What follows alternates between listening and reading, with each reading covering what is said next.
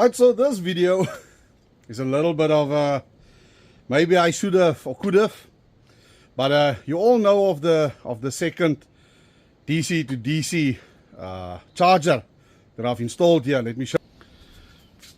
So yeah, we've put another one here. This was the original one, and I never could get enough power via the DC to DC. Now a lot of people are going to ask me, I know it, so George, why didn't this smart 30 amp give you enough power? Let me show you why one DC is not giving me enough power. I have one fridge and I have this Rode Chef oven that when I drive and both elements are on, that thing draws 20 amp. Then I've got another fridge here in the back, and I've got another fridge there. So the one in the back here, that is a freezer. So this thing is 20 amps. The three fridges that I have, those three fridges together is almost 10 amps. So the 20 from the Oinky when I'm driving, as well as the 10 from the three fridges, that gives you 30 amps. So if it's cloudy and that one is giving me 30 amps and I'm using 30 amps, I'm not putting anything back charge wise. So that's why we have a second one to then charge if we equal out on the first DC to DC.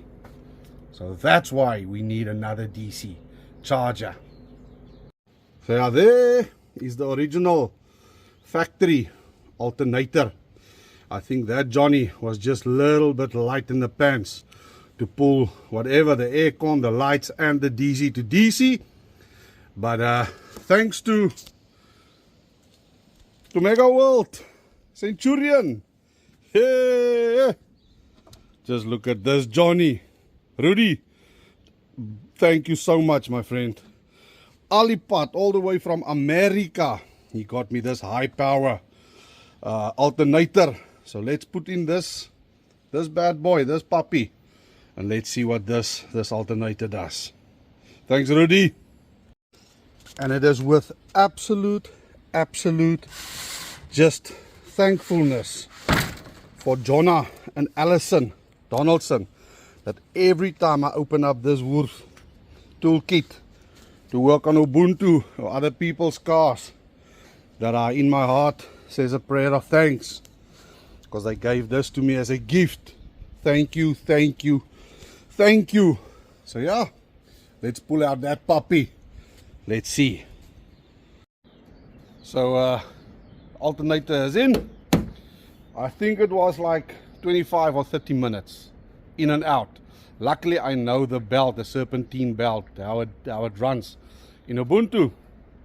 So let's start this puppy. Let's see if what I did, the bigger cables, the second DC to DC and the new alternator, let's see if that is solving the problem.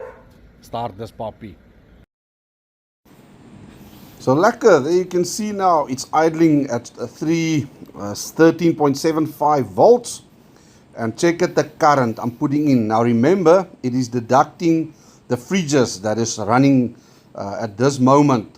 So 54 amps I'm putting back with the alternator, and this is exactly what I had in mind this alternator should do. So the bigger cables, the alternator, the 130 amp alternator is pulling both of the DC to DC charges, and that's why I get 52 minus the 8 that the two fridges are pulling. I'm a happy camper. Let's go!